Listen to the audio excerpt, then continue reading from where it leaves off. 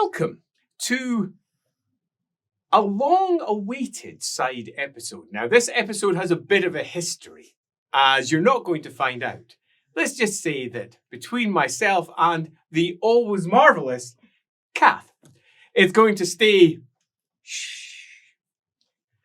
That's one way of saying we've had to record this one more than once because we screwed up the previous one. So we're here doing something that we've done before. And as we've done with these, let's say, repeat sessions in the past, this one will be different to our first one because we don't want the first one to stick in the memory and become the memory that we feel is the thing that happened. We want this to be unique and interesting and new.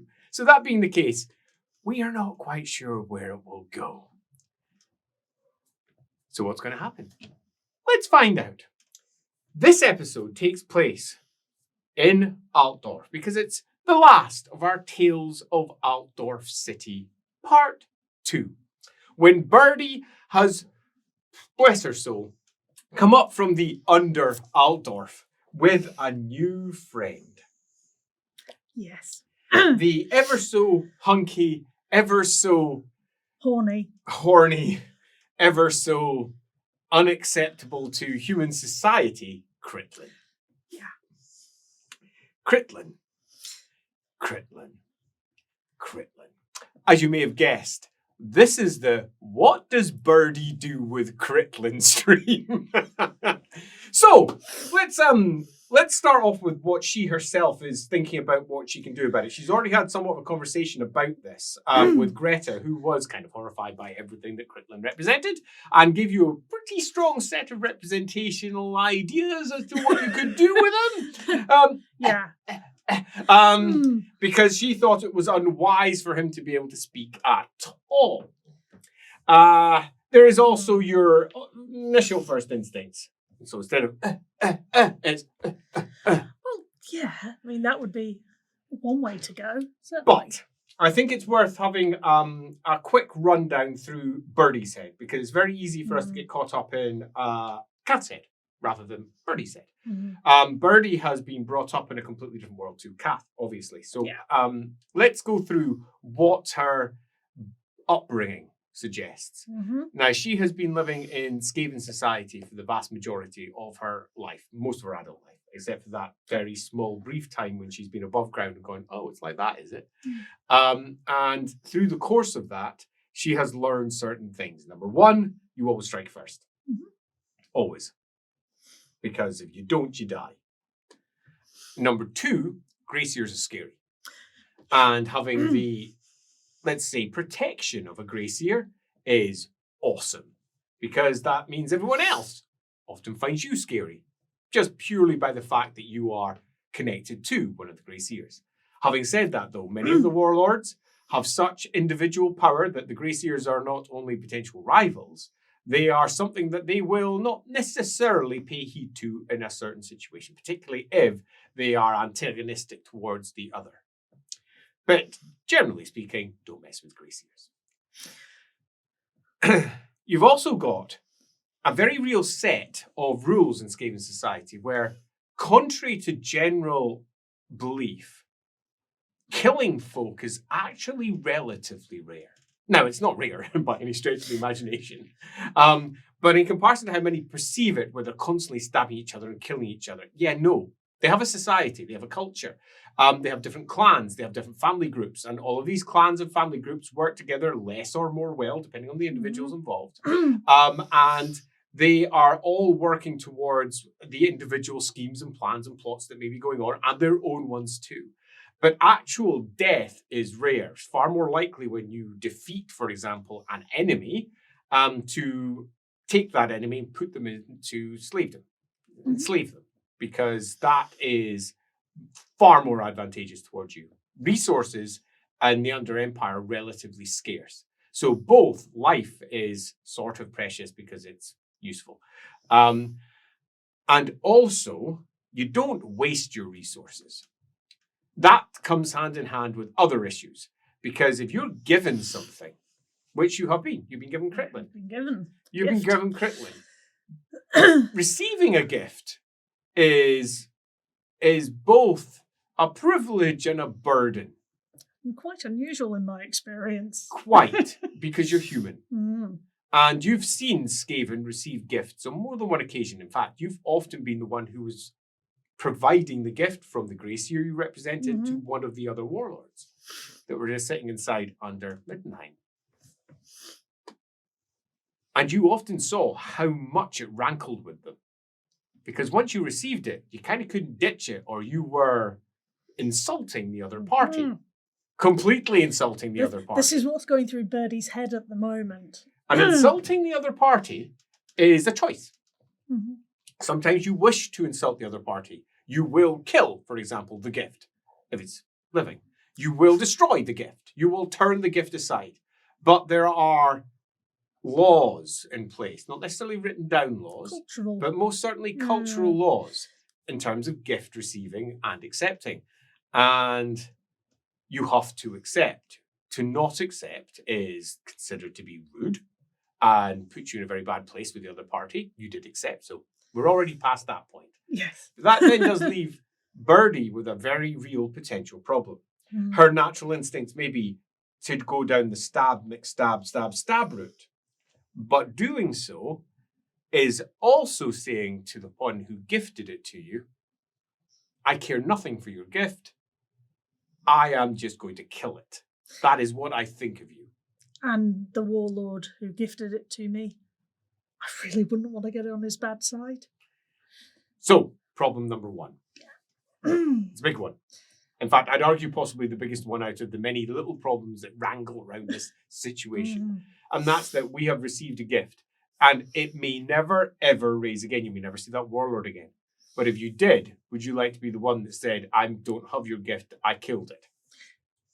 Now, gifts die. Things go wrong all the time. You could probably talk your way out of it. So, at the back of her head, a stabby McStab face is not necessarily a bad outcome. I mean, it's not necessarily... It's doable. But it's one you've got to talk around potentially at a later date. There's the other issue, though. Skaven don't waste resources. So the question is he a resource? Yes, he is. And yeah, I think, yeah. He's a huge resource. He's a key to the Under Empire in Altdorf. Birdie doesn't know her way around. He does. She does know she's going to have to go back there. She might have to turn up with him at some point. So she definitely needs to hang on to him. She can't cut his tongue out, because if she does that, she can't ask him questions and he can't communicate with her. So Greta's plan is not going to work. So both the stabbing plan and the tongue plan, not necessarily the best. Okay, so... Not high on my list of priorities there. So then the question is, do you just take him with you? No. No. Because he's a liability with us. Yeah. Quite apart from the fact that Dumpling's going to get very distracted from cooking if I leave him in the galley for any longer than I currently have. Dumpling. Yeah. He's a liability with us because he will talk. He has literally no sense of independent thought. So he's just going to be here. Meat Pie is more independent than he is. So I can't lug him around with us. He's going to talk. He's going to stand out. I need to stash him somewhere. If I'm going to keep him, I need to put him somewhere safe. Right, so your most obvious routes towards doing such a thing are stash him on the barge, which you've already kind of pushed aside. But it's potentially one. I mean, he is a slave in terms of his mentality. He'll almost certainly shut up if you tell him to. But can you be guaranteed that he'll shut up? And I might not always have control over him. Yeah, the big issue is, I would argue here, not so much that he can't shut up about, say, for example, you, it's that he can't shut up about Skaven. Yeah. And that's going to bring somebody's going to hear him. Yeah, he's going to say something stupid because he just doesn't know. Yeah. Yeah. It's not his fault. He's massively naive. Yeah. But at the same time, he's a liability to himself and me. Yeah. Okay, so let's be honest. That's massively problematic. Yeah. So we need to have him somewhere that, okay, that takes it further. That means he needs to be stashed somewhere that not only is he not going to accidentally let slip about the Skaven, or at least it doesn't matter, but somewhere where the Skaven won't hear him. Yeah. That's a bigger problem. So some of the The bars skating looks better for that. Yeah. Because at least then, squirreled away, hopefully, Yeah. from the rest of the world. Just the occasional inspection by a river warden or something similar. Stop! And the river warden comes along and, Depends how he leans. Don't worry, my Skaven masters aren't here. It's fine, Mr. River Warden. Oops. That could be problematic. Well, he probably wouldn't say that. He would just probably offer them sex, and that's a whole other problem. So. Oh, well, he's definitely special. So, But we have an issue. What's her thoughts? How can she get around this particular situation? I need to stash him somewhere, because I might need him again. Yeah, but you've no idea where. No. Well, that brings a different question then. Because Birdie isn't thick. No. She's not. She's pretty smart. She might pretend to be thick sometimes because it very much suits her. Mm-hmm. But I like it when people underestimate me. Absolutely. They leave me alone. They do. But she's not stupid. She recognizes her own failings, the parts that she doesn't know how to address. Mm-hmm. She also knows that other people potentially do. Mm-hmm. The question is, who can you trust? That's a big one.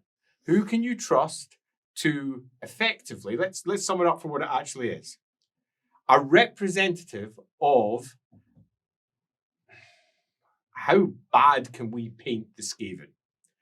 I don't need to paint it any worse than it actually is. A representative of the worst, truly the worst.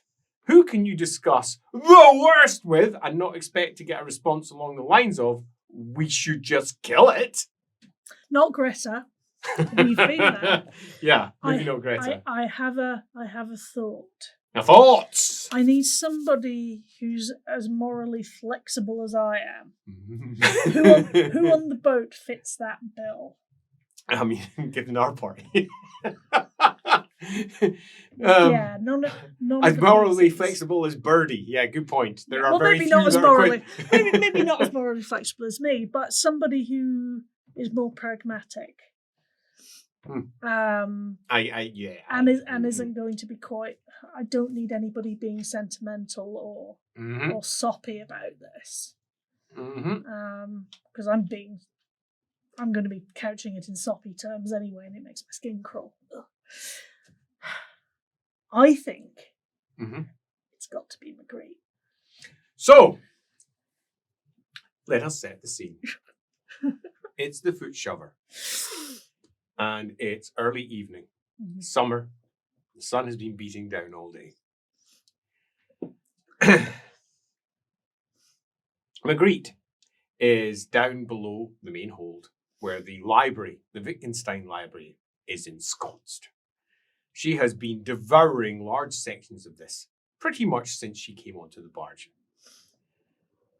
And whatever it is that she is excited to find in there, you don't know. Every once in a while, you can almost get that palpable feeling of satisfaction from beneath the boards. Popping down to see her is not a common thing for Birdie to do. I don't think we've ever had a proper conversation before. No. But Birdie, pragmatic herself, and also quite used to using people as and where she has to. McGreet herself, jet black hair, startlingly bright eyes in the darkness, and an old-fashioned dress. This is something that Birdie doesn't know a great deal about. Fashion.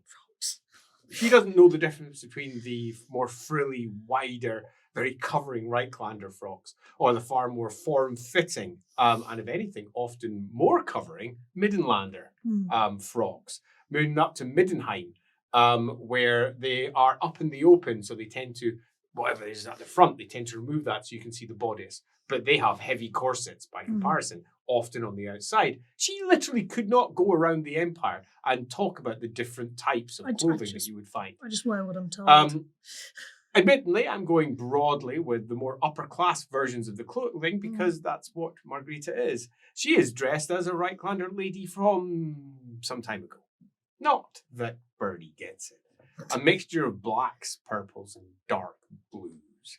And it contrasts enormously with her almost white skin.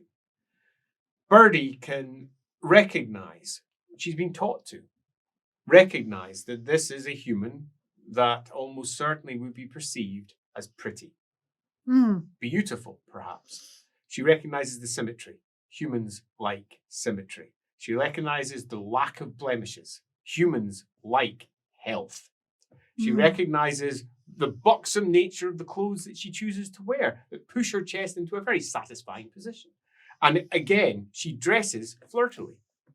And she recognizes that all of it's been constructed. Her hair is glossy and held up high and hanging down in loose strands. It almost feels to Birdie that this woman's constantly playing a game as well. She's definitely making an effort. Her eyes always have just a touch of paint to add a bit of shade and colour to her face. Her lips are always full and red. She spends time, not that anyone ever sees it, but she spends time in her appearance. She is constantly putting on a face.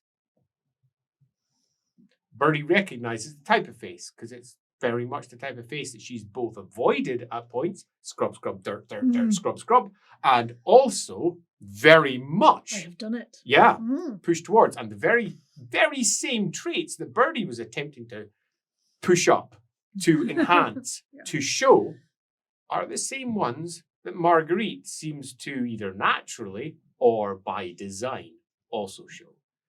It's almost like she's always caught in a moment of, oh, this old thing. And you just don't believe it at all. Yeah. In the slightest. Because, well, you're paranoid. Yeah. What's she hiding? Yeah. You're scheming. You can't help yourself. She's up to something. Does it involve me? Hopefully not. Probably. Well, yeah, he's almost trying to... Well, she does want to disembowel me at some point to figure out how I work. Yes, she does. Yeah. So. Yes, she does. As she looks up from the book that she's reading, and you can't help but note that the book is low enough that you can see the bust. Everything about her looks like a calculated move. You can't help it. In a way that you hadn't really appreciated before, but you're by yourself. There's nobody in front of you barreling forward and saying something before you can, as you sit in the background going, what's happening, what's happening, what's happening? Putting everything together, coming up with your own conclusions, finding out exactly what they're doing and coming to the conclusion that it almost certainly might get you killed. Whatever it is that's going on, you've got a different puzzle in front of you. This time it's the puzzle of the actual woman herself, and you're beginning to tease the pieces apart. You know a good chunk of her history. You know, a good chunk of where she came from. And that inevitably meant that she has lied all of her life. But she's lied with the right to do so from an emperor. Probably. Assuming you believe it. Do I care? Quite. The core point is much more interesting. And that's that she has had to fit in to human society as someone who deals with horror.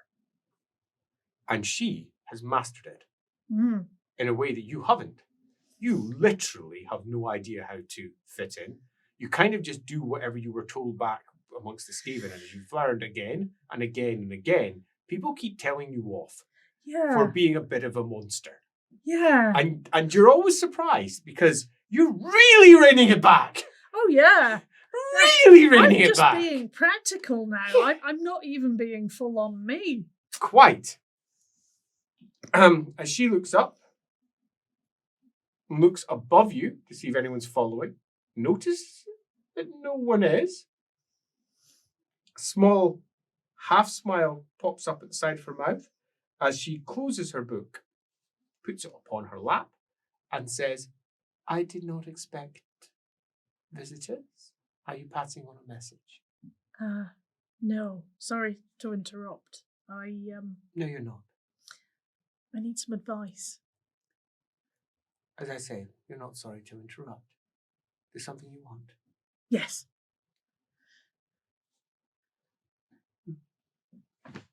She repositions herself. Sit on the stool. Birdie folds down. Knees up round her chin, probably. You are almost a full head and shoulders taller than this woman, even with her big hair. It's not that big, but it is piled up. It is piled up.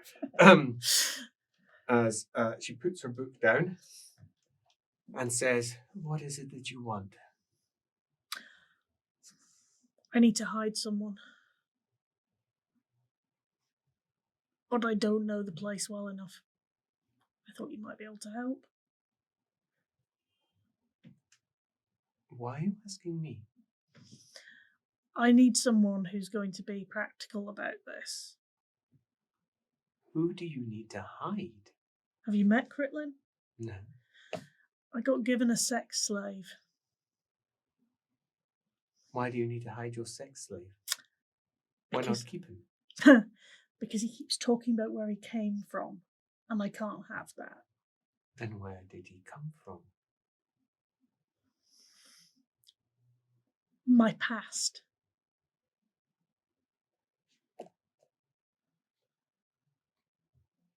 Which past? The real one. I don't know which one that is, I'm sorry to say. Where you were born? Where I was brought up. Ah, hence the cagey language. Yes. So you've received something from... I see. Not quite as distant from your past as you say, so not so much your past as your present. Unfortunately, I don't really have a choice. I would very much like it to be in the past. Why? Because it's going to get me killed. And you think what you're doing now won't? I have more choices here. You seek freedom. Yeah, doesn't everyone? No. Hmm. It's a fool's game and a lie. Freedom doesn't exist. Great. We're all slaves to our upbringing. Be it our parents, our peers, and I say this with respect, friends. That's pushing it. We're all slaves in our own way. It's all about how you approach it. Perhaps you just want freedom of action. It'd be a start. If you had freedom of action, then this wouldn't be a problem. And the problem stems not from them, but from this. Which means they're not the problem. The world that you wish to walk in is. Birdie just kind of lets her talk. She stopped. So can you help? I mean, there are many ways one could help, but I don't see what the problem is really. Why not just kill it? Because, well, there's a number of reasons. You're noble, yeah? People give you gifts. Is it considered rude to discard them where you come from? I don't think I'd care. No, unfortunately, the person who gave me this gift, if I'm unable to produce it in the future, might be very upset. It's a cultural thing.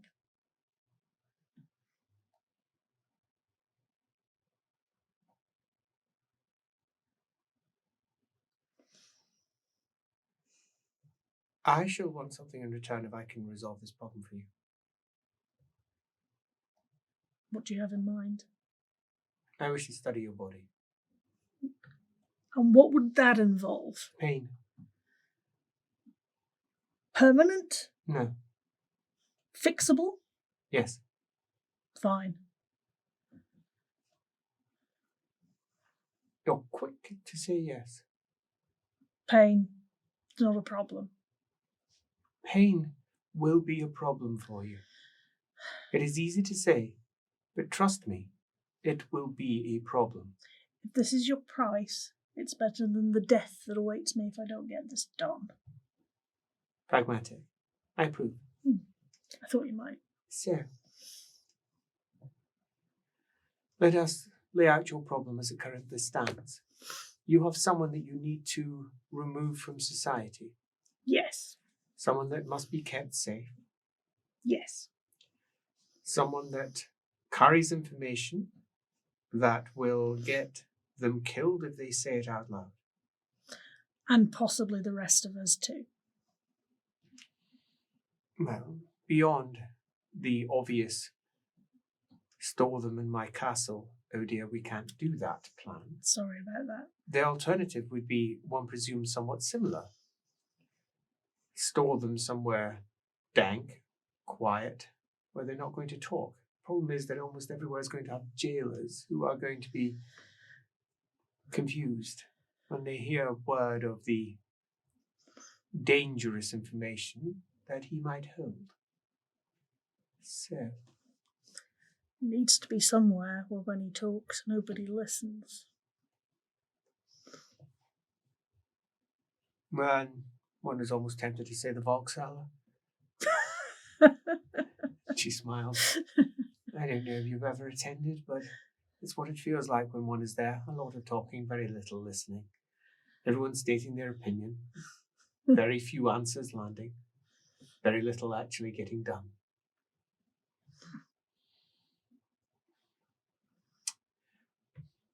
There are some ideas that come to mind, but they have their own problems. We're looking for somewhere that will be safe. Yes. I need him whole and well. My first thought would be to take him to the hospice of Shalia here in Altdorf. The High Temple. Birdie twitches at the very mention of Shallians, but... The High Temple. They are used to dealing with people who are difficult.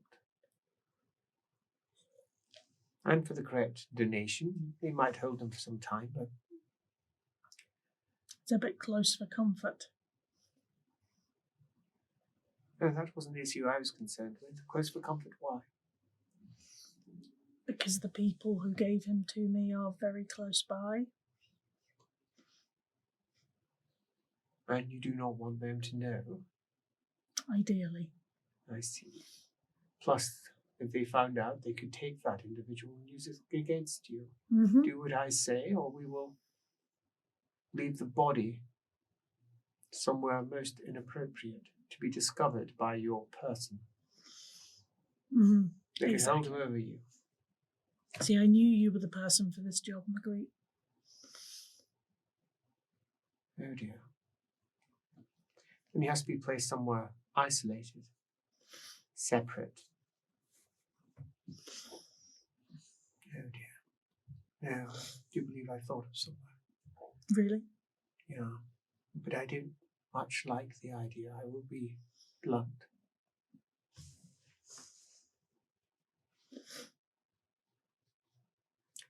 There's a hospice, another hospice.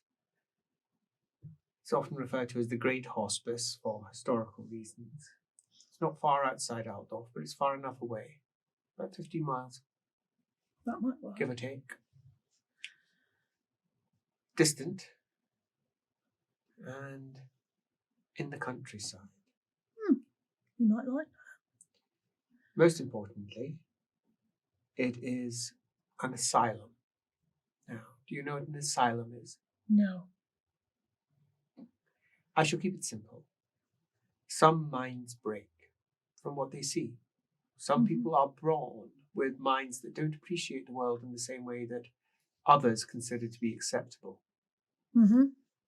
When these people disrupt society, they sometimes go to an asylum if they are cared for. Or they go to an asylum where they are experimented upon if they are not so cared for. Shallians, however, they look after their guests. For donation. How much are we talking? A lot. How much is a lot? I do mean a lot. Fredheim, which is the town beside the great hospice, is not particularly rich. They don't have a local lord that provides them with patronage. What they have instead is donations provided to them typically by their richer patients. Their richer patients only get people in if the donation has been significant. Now, I think if your sex slave was damaged in that way, it's very possible that we could make a petition, take him there, have him reviewed, eventually have him taken in. But that isn't what you're looking for. What you're looking for is a more noble answer to a problem that you don't like. I have a relative that I want to get rid of. I would like to declare that they are insane and looked after, in comfort, inside the great hospice. Now, Shallians tend not to be accepting of political outcomes. They prefer it to be the truth. Fortunately, your man is not socially acceptable by most. We could very quickly build an argument that he is, to use somewhat more common parlance, prone to fucking beyond his control. And talking about people that don't exist. Exactly. Mm-hmm. We have a nice, clean argument. He probably will not be able to withhold himself. So the very thing that you are seeking to control will be the very route through which we can hopefully have him hidden. Yes, I think that would work. But there is a matter of money, and I do not have any. I've got money. You have money. Mm-hmm. Wait here. Don't think you, as she sees you, go, I don't think you realise how much you need. She says as you go up. I'll be right back. Birdie goes down into the cubby, which weirdly doesn't have anybody living in it at the moment. How unusual. Brings out the sack of coins that the Skaven gave her. And then takes it back and then kind of plonks it and says, will some of this do? It's got the right sound. Let's see what we have inside. As she opens it up and her eyes widen slightly. Oh my. Oh, there's a lot of... There's all sorts in there. As she pulls out a golden coin. I don't even know what that is. Dumpling says that some of them are old and therefore worth more than they say. And you think Dumpling is an expert on this? No, but she did manage to exchange one for a reasonable pile of cash to buy stuff for the boat. Food and stuff. I didn't show her the bag, obviously. How desperate is this? He needs to be stashed before we leave Altdorf. We are leaving, I mean. My lord will be receiving his test tomorrow. You see my problem. So let's throw money at it and get on with it. Might end up having to throw most of your money at it. Well, that's if not all. Possibly all. Easy come, easy go. Do you have any contacts in Altdorf where you can sell this coin? No. No. Only 3 people who gave it to me. And they have no notion of its worth. Well, I do. I do have one person that I can think of. An old, let's say, contact of mine. I have been trading with him for some time up the Reich. Let's say we have unfortunates who pass by Birkendorf. If there were, let's say, artifacts of use, not to me, but to others, he would buy them. And we would have the coin sent back down. Some of the coin went to my grandfather in Middenheim. Other came down to Birkendorf. He would almost certainly be interested in some old coin. I don't know their worth, though, I'm sorry to say. Do you trust him? Yeah. Will he try and fleece you? Oh, yes. She says, Will he get away with it? no. That's fine then. My biggest issue is not knowing what these are worth. I fortunately do not have numismatics. I do know enough about coins. I can say with a certain amount of authority that some of these are old. That coin isn't. That's just a mootish coin. It's one with a large chicken on it. Cockerel, actually. This one, that's a dwarf coin. Blunt edges. Scrapes through. That one is Kitlin, round, big, proud nose. Seen from side and profile. That one's relatively recent. That one's minted in Miragliano, 2467. It's dated. Many of the older coins aren't. But these ones, this one is just pressed gold.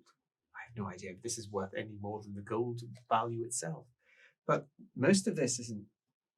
I mean, it's brass. There's quite a few silver in here. I mean, we could count it first. Find out what its actual the street value is in terms of the metals that it contains. Or at least give us a starting point. Yeah.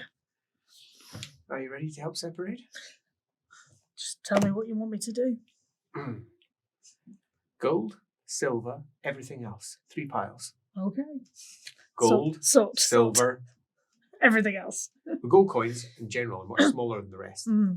There's this belief that gold coins are somehow the most impressive, but no, they're the heaviest. And it's often by weight, so they're often the smallest. Little nuggets of gold stamped with various impressions, some of which are very crudely formed. Others are really pretty looking coins. So the silver coins, a little bit larger, stamped with a variety of different symbols and a variety of different shapes. Some of them more like tokens than coins themselves.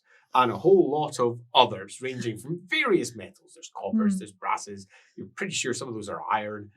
Just mixtures of different, relatively low metal in comparison to the silver and the gold. Couple, though, she marks out, this one is worth more. I know for certain. Because I recognize the metal, that's star metal. It says that is, again, you'd think it was similar to this one. And she pulls out from this one here. This is an iron coin, I think. I don't think it's been mixed with anything either. There might be something in that, but it's mostly iron. This though, this is star metal. It even says so on it. This coin, I would guess, is worth more than at least 4 or 5 of these gold ones. At least. Okay. This one here, that one isn't silver. She says that one is a different base metal. I don't know what the base metal is. I really wish I knew more about them, but I think if we had time, I'm sure I could figure it out. But some of these are not silver. And she pulls out another of mine. This one though, this one interests me. It's got very florid, twisty marks on it. I think that may not even be a coin. I think it's a token. Oh. And if I am correct, I think it's made of lithalmar. Is it magic? No, it's an elven metal. Rare though, very rare. This may be the most expensive of them all. And she places it aside. But it might be worth almost nothing. It's a token. I don't know if it's got any inherent worth. The metal itself is, take it. Oh, there's nothing to it. It's a little bit like you pick up a piece of wood and you expect it to be heavy, but it's actually made of balsa. And you're like, oh shit, it's really light. I expect it to be heavy. Yeah. It's somewhat similar, but metal equivalent. Interesting. This one is probably the strongest of all coins as well, except for maybe the star metal. Evamar is particularly strong. A rare metal. A lot of old elven blades are made from it.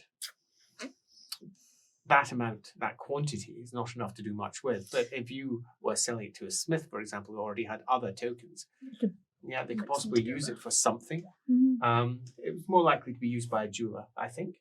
I sadly can't translate that. But it wouldn't surprise me if these were jeweler tokens that were passed between jewelers and they were used to create particularly permanent or magical pieces of jewelry. So we have an interesting mix here. In total worth, I mean, the gold coin worth alone is probably at least 30, 40. Mm-hmm. Once you add all the rest, maybe 50, 60, maybe 50. So that's a fair amount, but it might not be enough. Those. Yeah, those. I don't know. All we can do is try. Yeah. I mean, we need to change this anyway. And it won't be the first time I'll be selling him something that I have no idea what its true worth is. He's quite used to fleecing me. And I don't really care that much normally. Well, I didn't care that much because it made very little difference to my life. We had a good relationship. And when I knew the worth of something, I pushed back. And I pushed back sometimes the ones I didn't know the worth of. And he would often change. But most of the time, he was relatively fair. Right, let's bundle these up. He's in Altdorf. Okay. And if time is not on our side, I suppose we should visit him this evening. He probably won't be at home. Let us find out. Okay. So Birdie and McGreet. Yeah, my new best mate. Your new best mate. Pop out onto the jetties and wharves of the Rexport where you currently are. Eventually hail themselves down a cab and make their way into the main city. And then up over into the west end in the north part, in the north quarters of the city. She pays using some of the more common coins amongst your stash and then glides out towards a rather rickety looking shop at the end of a long bank of tenement houses. It perches out the end and almost certainly goes deep into this tenement somewhere. The golden balls of something hang from it. 3 of them in particular. You know that they are something. You've seen them. They hang around. Human things. Human things. These ones, however, are stamped with heads on either side like they're coins. So 3 coins hanging there. So it looks like we're in the right place then. As she comes up and knocks on the door. There is no reply. She says, shh. The hubbub goes past. No, shh, shh, shh. She puts her ear towards it.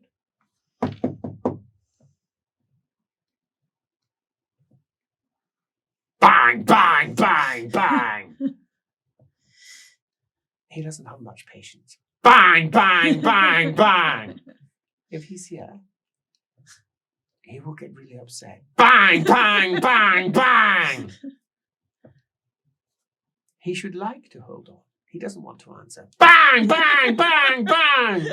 But he just doesn't like the pressure upon his mind. Want me to have a go? No, no. You're enjoying this. I'm giving him a moment to feel like we're moving on. Bang, bang, bang, bang. And then you can hear it. An almost crash movement from the inside. Bloody hell! The door opens. We're shut! Oh, Lady McGreet. She just nods. Well, what, my lady? We happen to be shut just now, and you're not often in Altdorf.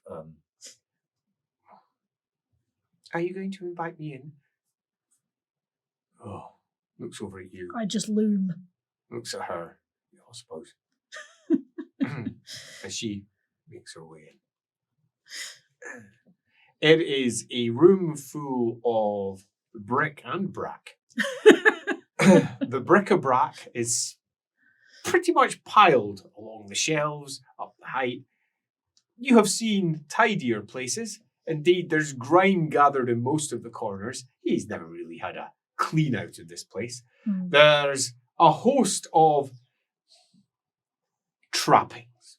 For example, that barrel over there has more walking sticks in it than anyone will ever need in any life, ever.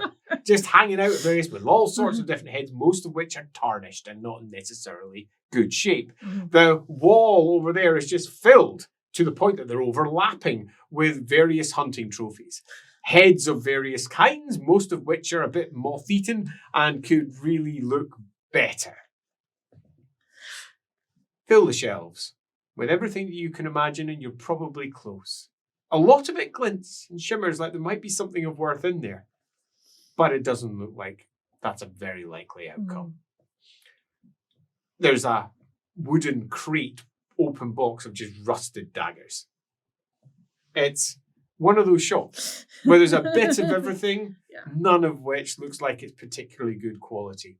As he shuffles off, his leather cap hanging over his ears, as he comes in and says, "Oh, well, do you want some tea?" "No, we are here to do business." "It's sour," he says. "Well, I'm off to, I know what it is," she says, "and I'm quite aware that you would normally be visiting Temple." "Yeah, Temple," he says, as he pushes himself behind his counter, which is just piled with stuff to either side in a small channel that gets to him. Above, you can see that there's a large metal grate of some sort. And a handle sitting over it, so presumably he can just go POM! I suppose if anybody comes in to try and rob him. Possibly. He can just pull down his big, huge shield. Although you're quite convinced that it's going to leave a gap of about that at the bottom when it bashes into all the stuff that he's not cleared off his counter. Yeah, well, whatever makes him feel comfortable, I suppose. Yeah, quite. As he rolls his shoulders and says, well, you don't normally come up. Have we got a problem?" "No," she says. "I didn't intend to visit, but something has landed in my lap." "What?"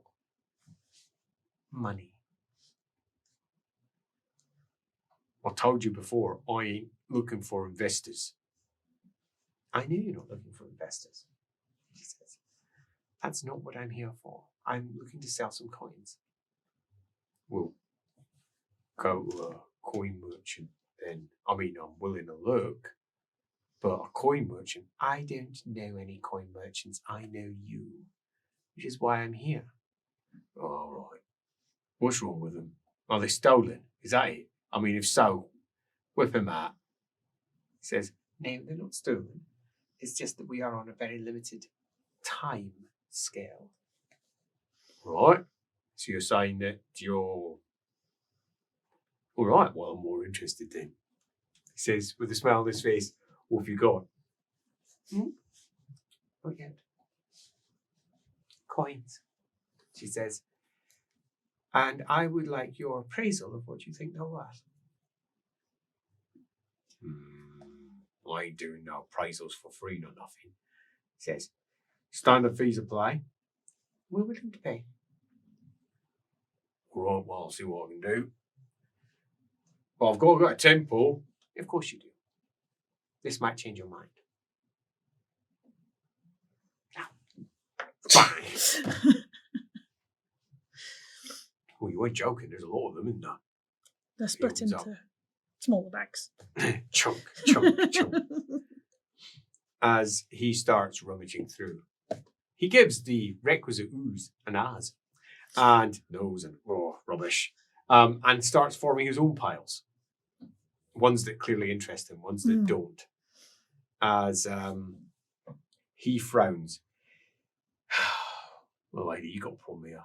You've got yourself some rare pieces here, but you ain't going to get no buyer." "Oh, why don't you buy them?" "Yeah, no, I ain't got enough cash to buy this. I ain't got no coin just rolling around. Look at this place." He says, "Now, if you happen to brought along something I can sell, I will sell it and take me cut. But I'm going to have to go over. I mean, I know a banker who'd be interested in some of these." And "Well, could you approach them?" "What, when?" "Now." "Nah." And she says, "Move back." He says, "Well, you threatening me?" "No, that's why I told her to move back." "Sorry." And he goes, "Oh, come on. When do you need it by?" "At the very latest, tomorrow at dawn." "Oh, I know, you know." "You are exactly that. You are my merchant, are you not? My agent in the city that sells things for me. I need these sold by tomorrow. You can have your usual cut. He scratches his head through his leather cap, rubs at his barely shaved chin, and goes, there's a lot here. I mean, I can think of someone who might buy some of it and others who might buy other bit, but some of this is going to be money. I mean, this one alone I think is worth at least 10 crowns. That's a lot of cash. He's just pointing to one of the gold crowns. You would never have guessed. I look casual. Yeah, I expected that. At least. And this one, you got a lot here. Is it going to be a problem where it came from? No. I mean, it didn't come from Altdorf, did it? No. Are you sure? Yes. Have you got any, provenance? To be ridiculous. We have a large number of coins. We wish to offload them. Dawn. And we need as much as possible from this. Yeah, you're going to owe me. Yes, I know. She says, that's why I'm paying you. No, I mean, if you want this done fast, I'm going to have to pull in some favours. And if I'm pulling in favours, I'm going to be looking for favours. All right, then how about the next 3 shipments I send your way? You can take them entirely.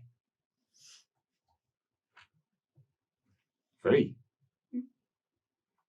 How long have we been working together now? 30 years. Exactly. Next 3 shipments. Yeah, how do I know you're not going to, scam me? Oh, I wouldn't do that. Why would I want to damage our relationship? There is a lot of work yet to be done.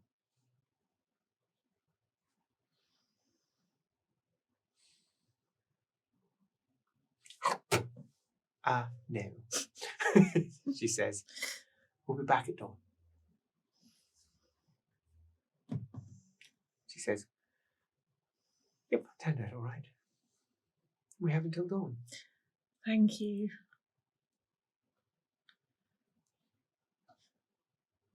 You need to learn to control yourself a little better. I forget. I spend so long in role. I forget that I don't have to be threatening all the time. It's becoming a habit. It's the part I play most. She walks along the street.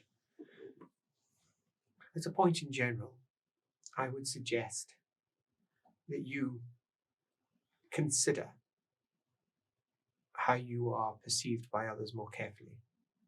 People keep telling me that. There's a reason. You're not doing it. And you don't want to do it. You're begrudging. You can tell by the way that you frown whenever someone says you can't do that. You can't be that person. What if you wish to survive? You're endangering yourself. Survival, I would think, would be high on your list of priorities. Generally. Then why are you endangering yourself? She says. She then whistles. Comes up. And she gets into the cab. And says, take us up to the Wolf Gate, please. That's where most of the coaches will be passing tomorrow. We'll go to one of the coaching houses, purchase ourselves a ticket from one of the presumably many coaches that are leaving in the morning. Mm. We'll make our way up to Friedrichshain. It won't be too expensive. It's quite close. Let's see what we can get. And indeed, you do. Cool. She pops over. She purchases 2 places inside one of the coaches that are making their way up to not just Friedrichshain, but beyond. Coaches to Delberts, indeed. And then having done that, takes a different taxi all the way back to the barge, where she says, get yourself some sleep. We'll be travelling some distance tomorrow, assuming that we get enough coin. If we don't get enough coin, then we're going to have to find another way to get coin by the morning. Indeed, while you're lying there in your cabin, consider other ways that you may be able to secure a large amount of gold. if necessary. Where we're going, the donations that we're going to be requested are going to be high. Mm-hmm. Do you have a ballpark? I have no idea. I can't say I've tried to dispose of anyone in an asylum before. This will be a new process for myself also. Pleasure doing business with you. I'll go and have a think. We shall see. Birdie goes off to think. Mm-hmm. Margarita goes off to read. I mean sleep, read. Before dawn has even stained the sky, Birdie and McGreet are in another coach. Well, cab, making their way over to see how well her man has done selling coins. Yeah, I'm coming. Door opens. A woman, you would guess, older than you look. Her hair all stringy, hanging down. One eye looking at you, one eye looking at her. It's your ladyship. And yeah, shower in. Coins, eh? Aye, what business coins, eh? Aye? Don't talk to me. Oh, right, yeah. She walks past. And says, well, he looks up. I've been out most of the night.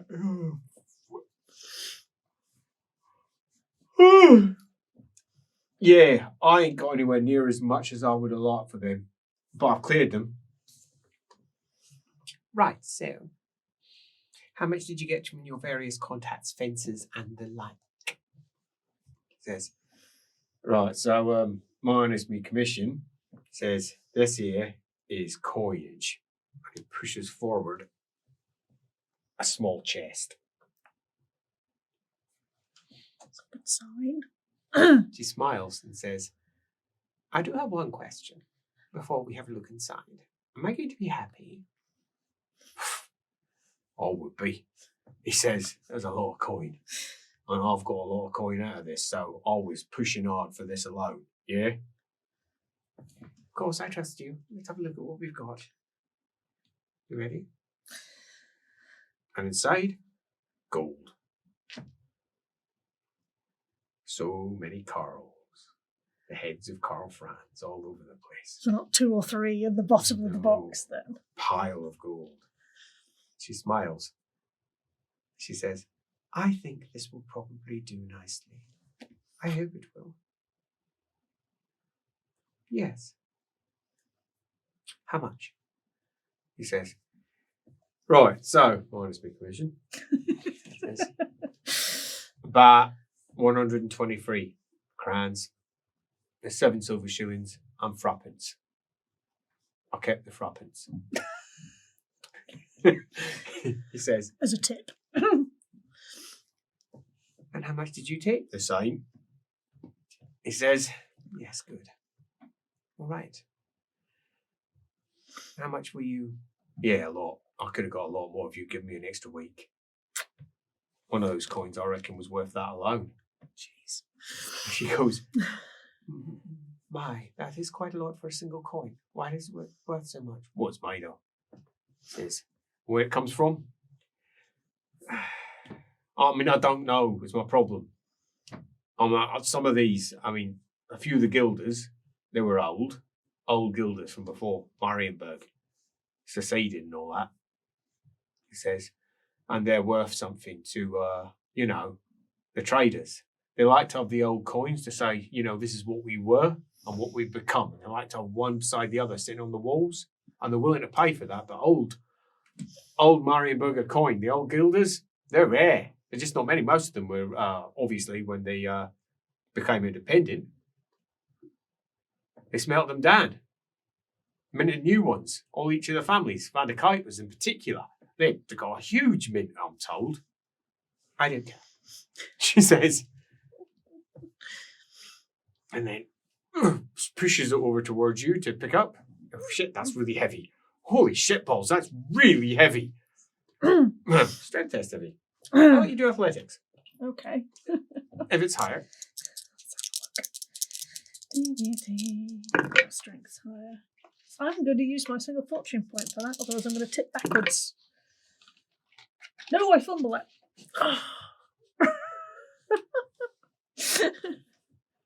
The worst part is I would have had more fortune points back when we did this originally. No, you've got the fortune points of the end, but it doesn't make any difference because you've already re-rolled Exactly. it. As you pull it off, take the weight, go, I think I've, and this side snaps. It swings right down and falls down onto your toe. Ow. Thud! Cramp! As the other part goes down, you try to pull your toe away. You tried. The place is so full that your foot just hit something else as wallop. You scream. As Marguerite looks at you calmly and says, as I said, pain. It matters. So does quality of chest, she says, trying to pick it back up again. At least it didn't break open. Yes.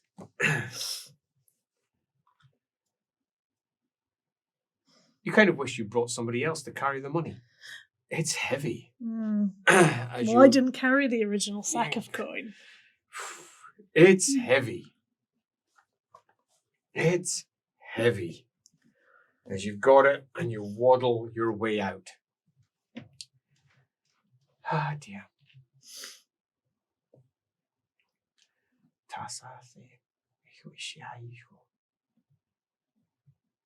You hear a rustle and a faint around her. As she says, right, let us get to the Wolf Gate. As you make yourself forward, someone on the opposite side of the street literally screams and runs off. Someone over there almost bumps into you, sees you, goes, ah! And runs off. As another one walks up, sees you, turns around, walks off in the opposite direction. You just seem to have this halo of no one's coming near you. She apparently doesn't notice or care.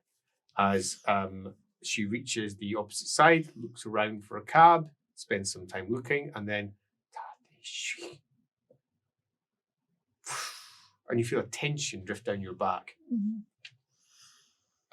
As she then moves over and says, excuse me, Mr. Cab Driver, we would like one of your cabs. Tips are high. Which eventually gets you up to the Wolf Gate and into your coach. She had to obviously stop her spell so that she could approach her cab driver. Rather than scare him off as well. Quite. And potentially the animals and everything else too. Hey, protected our chest though. So.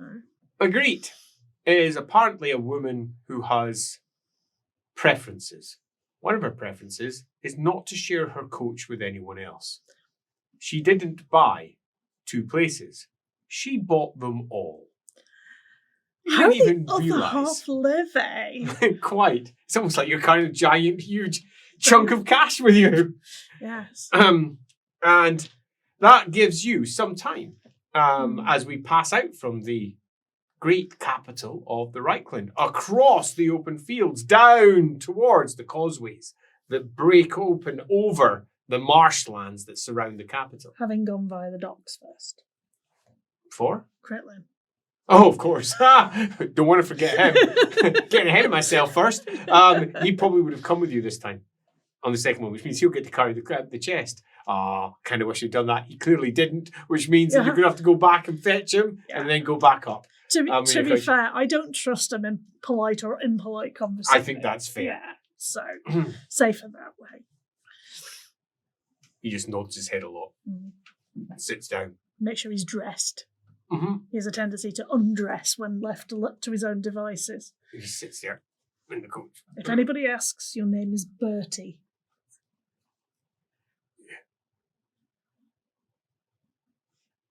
Going on a bit of a drive.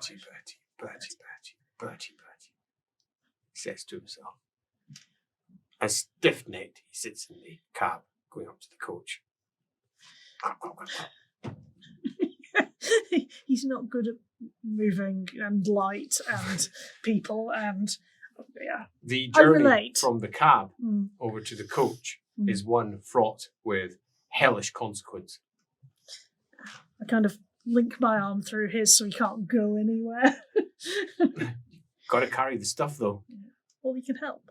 That Yeah, might he distract him. Yeah. Until eventually we're in the coach.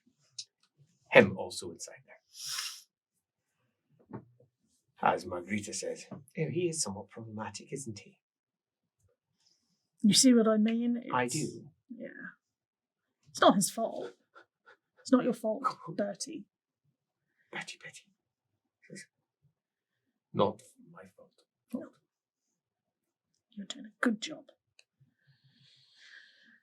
Now? You're fine. Just sit, Yes, enjoy the view. Looks at you. Relax. Just looks at you. And she goes, who am I? I mean, you're more than welcome to make use of him. No. Who knows where it's been? She says, I am somewhat more selective. Usually.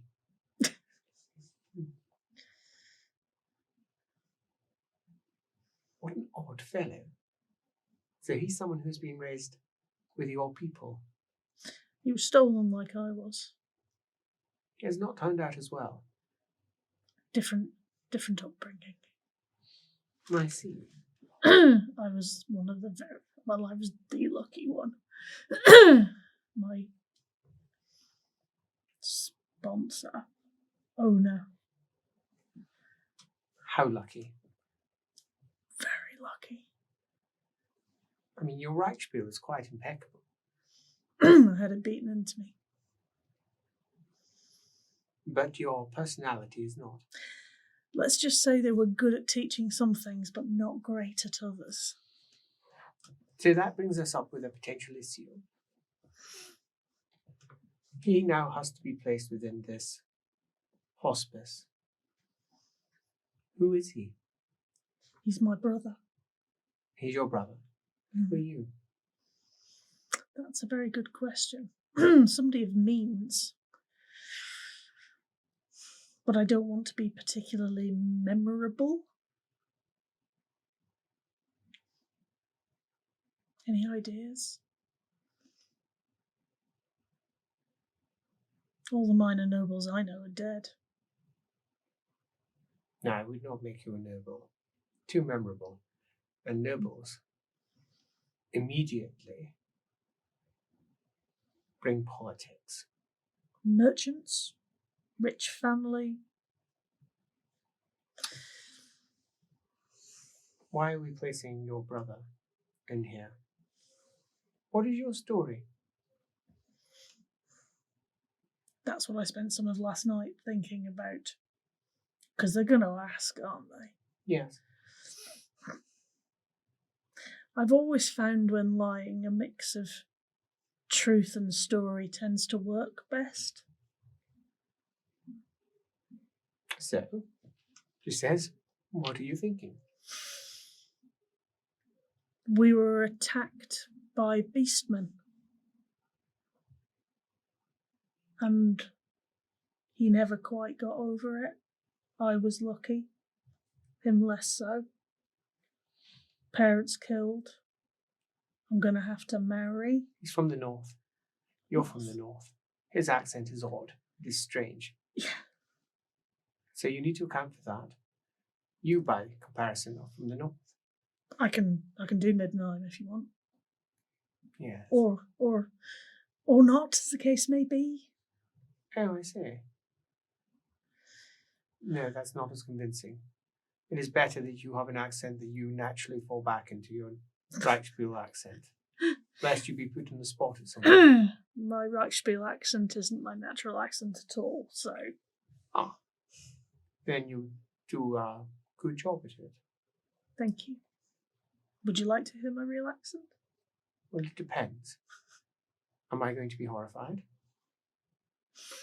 Then yes. Yeah, I thought you might. So I just say to Kitlin in Queekish, don't worry, I'm going to get you somewhere safe. As he goes, safe. Safe. Yes, he says.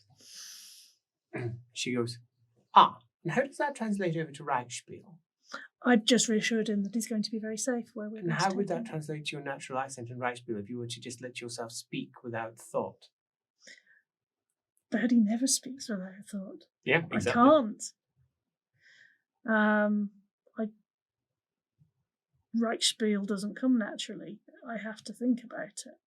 Second language. Yeah. I see. But I've had lots of practice. Clearly. How long did you spend learning it? Well, therein lies a conundrum. Then what is your answer as you understand it? That is a very good question. There are two answers to that. Well, let us hear both of them. Well, theoretically, I was in human school for 5 years. But Alamena wife tells me that I'm closer to 50, so who knows? You look remarkably good for it. Yeah, weird, isn't it? That is one of the reasons why I'm quite interested in seeing what makes you work. Mm-hmm. I'll be honest, I'm curious too. Less about the pain, but answers would be useful. Yes. Because people keep asking. Yes, they would. Where we're going to be speaking to people who are going to question you, because this is not my family, it is yours. Are you going to be able to pass yourself off as someone of some means? Of course I can. It's not difficult. Will you be convincing? Yes. Are you certain? Yes. Because you don't convince me at all as a person without means. You react obstinate, stubborn. Not. You don't speak like somebody from the lower orders. You're too well spoken. You are too free-willed. You argue. Stand up for yourself. You back down too quickly sometimes. Your pride is both too strong and too weak. I would argue, in fact, that you have been tutored badly in the way of people. So I'm coming to believe. It is not how they said it would be, and the things they said would be useful are not, and the things they said we wouldn't need to know, we really do. Well, that being the case, I reiterate my question. How capable do you think you're going to be at passing yourself off as a woman of some means? It would be the first time, certainly won't be the last. That's still not the answer. What do you want to hear, McGreet? I want to hear what you actually think. I can pass myself off as anybody for the length of time it's going to take. I'm going to be a daughter who's at her wit's end with a brother that is broken and whose only out is to marry, and she can't marry with a brother in tow. Interesting. She's willing to spend some of the family fortune to keep him safe, to allow her to make herself safe. I'd probably do. That would probably do.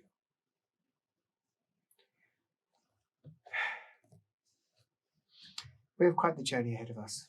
We'll hopefully be back by the evening. I will warn you. I'm not sure what we're going to receive at this end, and this might not work. My experience with Shallians to date has been not great. Cordon sanitaire, stabbing. If it's not as bad as that, we'll be okay. Well, we'll see. He's hoping. The journey to Friedrichshain doesn't take that long. It's about, in total, more than about 2.5 hours. Oh, it's not too bad. Yeah, get there. Relatively decent time. It's not the fastest coach in the world. It's not the slowest by any stretch. It stops several times. There's a variety of hubbubs from above as people are getting on and off. And eventually you move on. When it arrives in Friedrichshain, you're dropped off with your man holding onto his chest, told to shut up. And she goes, right, so I'm broadly aware we're supposed to go. It's in the easterly direction, but we're going to need to fetch ourselves somebody local to guide us there to make sure that we don't take a wrong step. So coaching inn it is. There'll be somebody there. The coaching inn, a relatively large establishment, stables on the outside, big coaching house, and staff hobbobbing about, is indeed ready for someone like you. A host of old locals are gathered around the end of a long bar, some others gathered in tables. They are not the ones who are working. They're doing what they can from the passers-by, whatever that may be. McGreet has been in this position before, so McGreet goes in, opens the door, and just says, I am looking to hire somebody immediately before you even arrive to take me to Friedrichshain. I would prefer a cart, but I'm willing to walk. Which one of you doughty fellows is capable of helping me?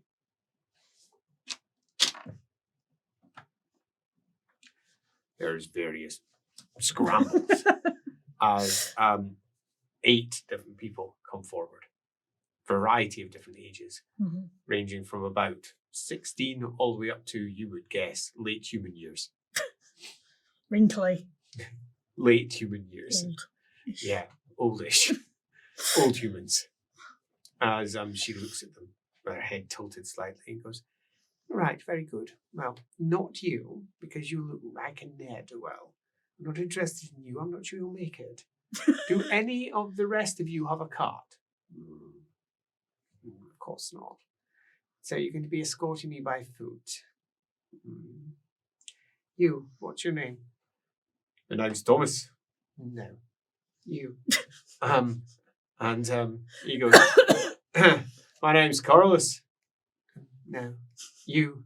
And he goes, my name's Frederick. Yes, perfect. They all look a bit befuddled. More so than I do. She's obviously got a... Everyone, you may have a silver coin each. And she passes each one a silver coin. Very good. Now return to your business. You are going to be escorting us. Do you understand? Yeah. Now. Well, this way.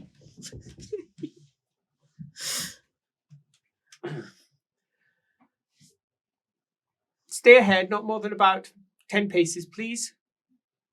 I prefer them to stay ahead. If there's anything in the forest, they're more likely to jump them or at least make a noise. Fair point. Good shout. And besides, he's most likely to be able to spot them. I know I won't. I'm not used to forest travel. I don't like walking. I don't Is your like man it. going to be fine with that chest? Yeah, I can spell him. You're right. You're right, Birdie. Looks over. Yes, yes. Good. As he goes along.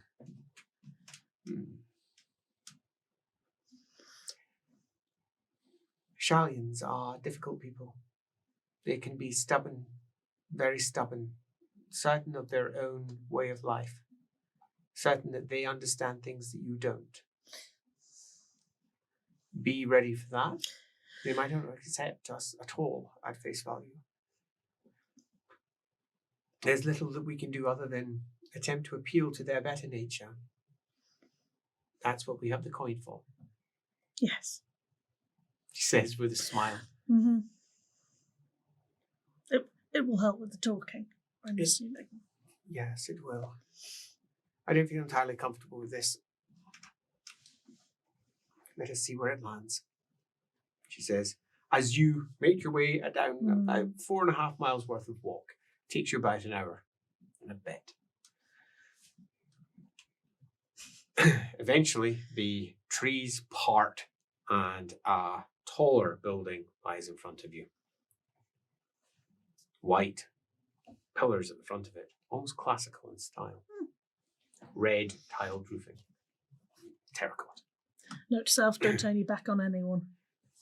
There's some Shalian nuns wearing white, working away at the gardens in the front. Okay. They are doing a good job in that. This is a very well-kept place. They seem to like looking after all the weeds and the trees and the plants and things up above ground. Tidy nature. Nice. The way they go around cutting up all the plants so that they appear in certain shapes. And that you get plants in rows rather than just wherever they happen to grow. Weird. Yeah, the whole thing is definitely a thing. Why would they do that? They do, though. Yeah. And they've got little fences marking off areas. There's one chap over there sitting inside you're not sure what it is. It looks like a chair with wheels, little wheels at the front, big wheels at the back. And he's just sitting there like this, looking old, in his chair. There's a Shallian, you presume Shallian nun, sitting, although her headdress far smaller. You're going to guess some sort of initiate, a beginner Shallian.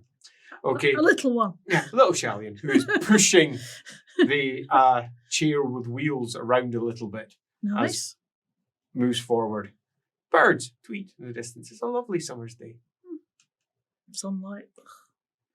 As she moves over to the main open door, which is open, and on the inside it's all cool. Large paving stones. A single desk with a statue of a woman holding a chalice which spills forth water. It spills down to the ground. The whole thing's made of marble. Including the water, spills down to the ground, and there is, down by her feet, a small dove, its head lifted up, looking towards heaven. Keeping an eye on Birdie. As she makes her way in and says, I'll do the talking. Okay. Until I can't. She says, hello, I would like to speak to the Mother Superior. Nun looks up. The Mother Superior. And you are? Someone who wants to speak to the Mother Superior. She says, now be about it. Do you have an appointment? Of course not. She says. I love McGreet.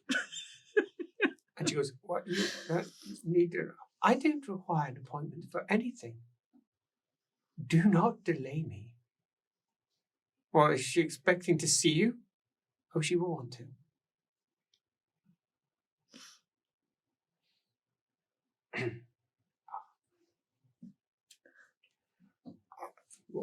Why don't you just sit over a bit? No, I shall stand. And if I'm made to wait, I will be disappointed. Tell it's concerning the donation we were writing about. Oh, right. Off she goes. I see what you mean. It's important that you give them time to express their dissatisfaction before you destroy it. If I'd opened with that, she would have been as willing and as eager. Human. She says. Down the stairs over on the opposite side, a gentleman comes in, sees you, and goes, oh, hello, so very good to see you. As immediately from behind, no, Carolus, come here. No, I have a guest to meet and introduce to me. As a Shallian comes down the stairs, gets in front of him, looks back and goes, very sorry. No, out to the gardens. No, not the gardens. I'm bored of the gardens. He says, this way. Okay, I'll talk to you soon. McGreet just looks on. Try not to have a head on the swivel, although the urge to have a head on a swivel is quite strong. The internals are mostly white and sort of clay-coloured. Nice mixture of grey paving stones on the bottom and sort of orangey-ish walls with lovely white everywhere. White marble pops up on the main plinths. And words written across the arches above each of the doors. Classical. Yeah, they certainly are. They always are. Yep. They're definitely saying something. Carved into a lot of it, there are doves. Over there, a large key sits over the lintel of one of the arches. Nice. That's definitely a thing. Yeah. Yeah, it's a key. Makes a change from doves. There is over by the opposite arch, pillar with a large watery, I suppose, holy water thing. You Like a don't know sink. what they're called. Let's call it a large, wide, shallow sink. Okay. Yep, filled with water. Weird. Yep. There's no cups to drink out of it. No, That's there isn't. As eventually footsteps can be heard coming down, and a tall woman, very, very dark skin in contrast to her white wimple that goes up into 3 tall pillars. Gold edging going all the way down. A big, big dove sitting there holding a key in its mouth. And in the center, a teardrop of what appears to be blood, because it's red. The very center of her robe. She looks important. Stitched all the way around and dripping slightly at the bottom with little red stitchings of what presumably is blood drops. Okay. Blood drops all the way around. Yeah. Sleeves. Keep an eye on Birdie. And around the neck. She comes down. Her skin is darker even than Dr. Flaster's. It's dark in a way that is quite unusual to you. You have similar, the Skaven have similar fur colours. And where you're from, most of the fur colour is dark brown grey. And occasionally you'd see, say, a black one. There are very few black. That often indicated storm vermin, big, huge, powerful. Or alternatively, external. White fur, exceedingly rare. Grey fur, similarly, that's them with the grey seers or anyone's important. Piebald, very common, but not where you're from. Mostly greys greys. Dark browns mostly, and the greys, but not the pure white. Hand scrutin, a lot of grey fur in there. So the concept of different skin colours, different fur colours representing different things is not alien. But I've never seen anything like this not before. This dark. Try not to stare. Her lips, by comparison, show off the blood that lies beneath. Nice pink colour, almost. Maybe painted. Which, doesn't sound right for a holy person. Maybe you're being judgmental. She's very fancy, so... Yeah. As she glides in and looks over at McGreet and just looks at her. Doesn't even look at you. That's fine. Doesn't look at the boy holding the chest. Just looks at her. You may come to my office. I will be bringing, she says, my good friend who I am representing.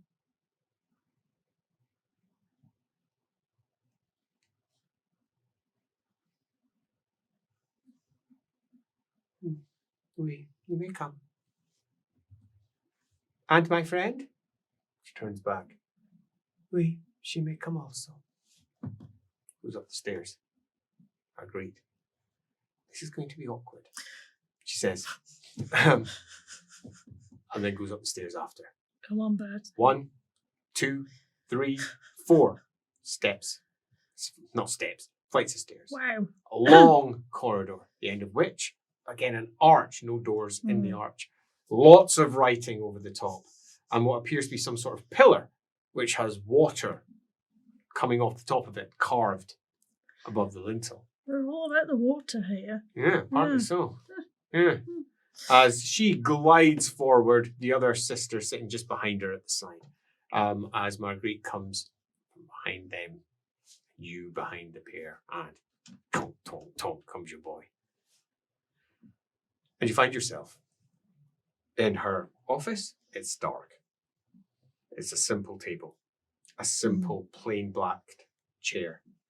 There's at least 15 chairs, 16, 17, maybe as many as 20 on the opposite wall. Clearly, people come here to listen to something. A couple of chairs right by the table itself. And she goes round and she sits. You might sit. McGreet sits. McGreet looks at the chair, looks at you. I sit. And I take the chest from Birdie because it's not fair to make him hold it. Oh, cripes. Wow. Put it in my lap. Hope my legs don't go numb before this conversation ends. Your foot hurts. Yeah. The memory of the stupid chest. chest. Stupid presents. Hitting it.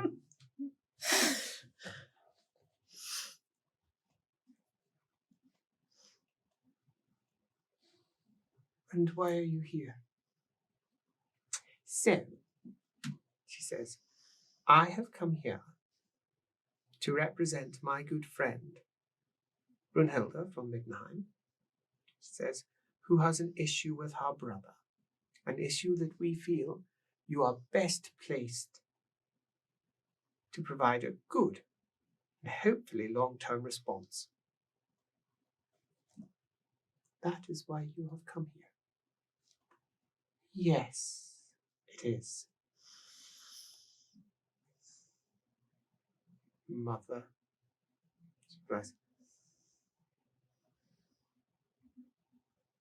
You should know my title. I have told it to you before, by letter. She says, and perhaps the letter was lost in delivery. She says, all of them? Oh, this is awkward. And she says, all of them, you say? Possibly. You did not even read them.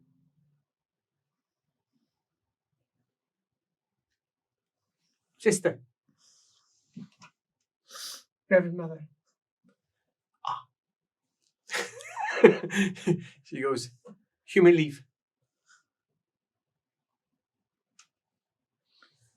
You can see the curiosity on her face. She scarpers It probably off. mirrors mine. I'm like, if I wasn't behaving myself, I'd be eating popcorn at this point.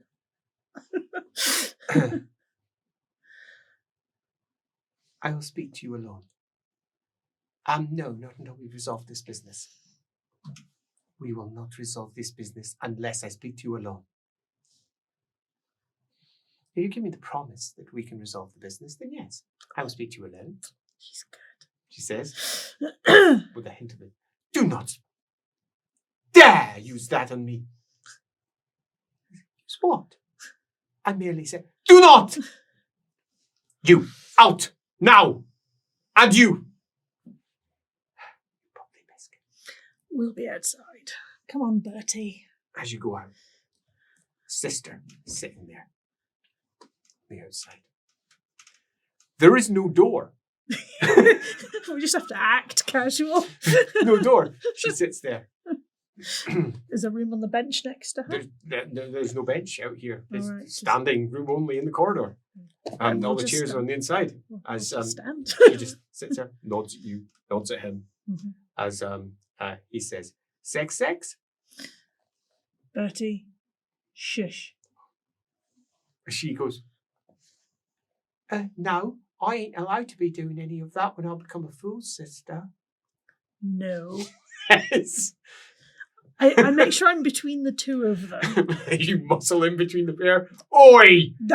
That's going to be problematic before we agree for him to stay here.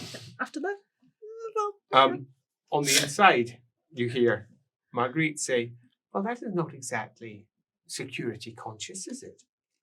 They can't be more than maybe 10 paces away. What was the point of dismissing them?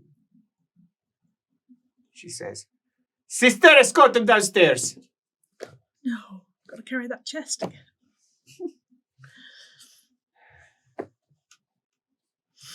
Please come this way.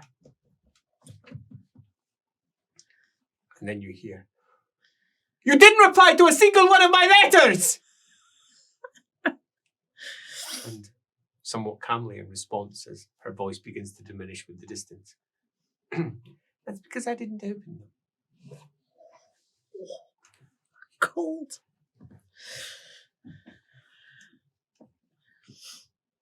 It's an hour and a half. Wow. Occasionally, just occasionally, you hear them. It's the sister. Oh, sorry, the Reverend Mother. Is it shouting or other Yeah. noises? No, it's shouting. Okay, just checking. No, Who it's not knows? other noises. Yeah. I don't know what their dynamic is. Maybe that's how they do stuff. It's shouting. Okay. As she's clearly upset about something. You never once hear Margarita. Her voice never She doesn't. raises or lower. It's very cool. No, she doesn't. But on the other side, clear dissatisfaction at something. It's also fair to note that you're not the only one who occasionally hears things. At more than one point, a gaggle of the younger sisters have moved over to the bottom of the stairs and moved up and are shooed on by others. It's probably the most exciting thing that's happened in ages. Quite. And you hear more from them than you hear from what's going on upstairs. Because apparently, some woman has arrived that knows the Reverend Mother. And they don't like each other. What do you think's going on? I don't know what's going on. Move along, sisters. I think they hate each other. You think they hate each other? I think they hate each other. How dare comes running upstairs. An hour and a half passes. Do we get offered a cup of tea? In that hour and a half, biscuit. you do indeed get yourself some very hard tack biscuits, and you get yourself some hot water to go along with it. More than enough for him.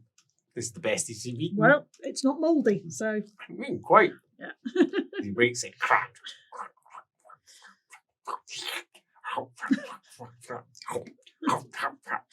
If he's doing that, he's not offering sex to people, so that's not a He bad isn't. thing. Yes. An hour and a half later, McGreet comes down. She is willing to listen to your petition. Wonderful. You, stay here. Do not say a thing. Yes. Take the chest.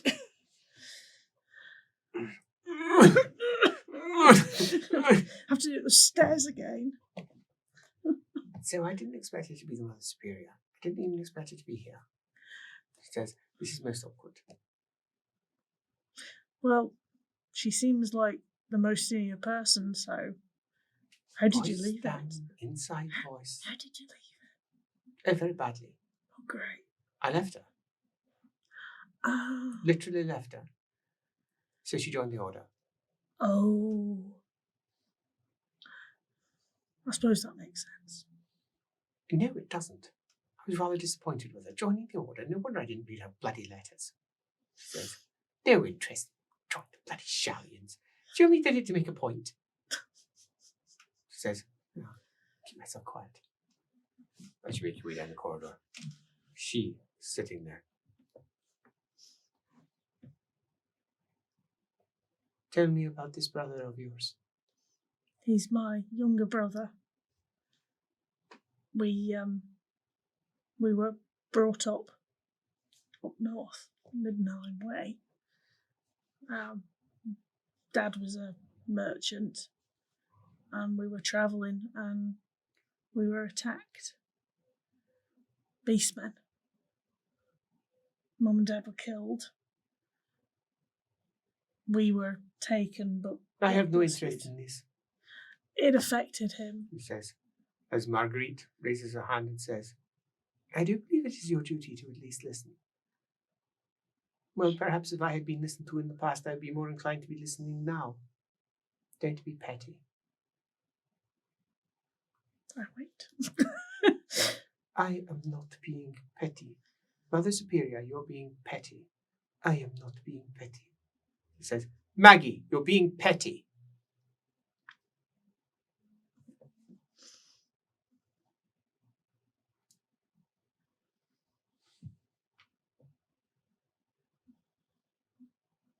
You may finish your story. And she doesn't look at you. He was never the same afterwards. and it's just the two of us. I can't look after him. I need to marry. Nobody's going to take me on with him, but he's my brother and I can't leave him. Fetch him. Put the chest down. Go down the stairs. Bring him back up. At the bottom of the stairs, he's having a conversation with a gentleman who is wearing what looks like very dirty clothing. And the gentleman is saying something that you think sounds like as he says in Queekish. No, I don't understand. No, what? Birdie, Yes. what were you told? And he just spreads himself flat on the ground, legs spread, Fine, come head on. down. The Reverend Mother wants to talk As to us. one of the nuns just looks on and goes, "Here we go." Come on, up you get. Gets up, follows after you. He may not be chained to you, but he may as well be. There, but for the grace of the horned rat. Quite. As you come up these stairs, you can hear, "This is ridiculous. Why would I even be interested in this? I have no space in my... There is no space here." And her saying, "Perhaps if I had written you a letter, you would be more graceful in this particular instance." Graceful! Are you continuing up the stairs? Are you waiting? Slowly. Just keeping an eye on Bertie. It's like just follow my lead. What do you know of grace? Yeah. She says, "You know nothing of grace." I know that I didn't join an order of abstemious. I don't even want to call them nuns.